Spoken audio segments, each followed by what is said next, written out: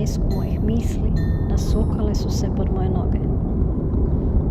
Vjetar je ponio zastore, prekrio prahom dječju igru na podu. Iznutra se čula pjesma, kao da moje lutke izgovaraju očaj melodije.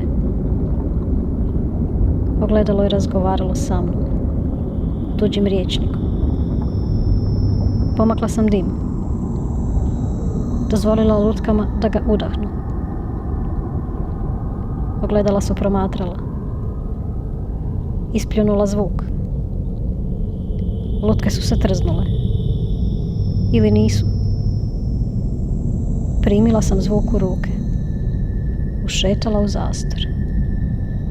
Ples me čekao, obučen, spreman, sakriven u dimu.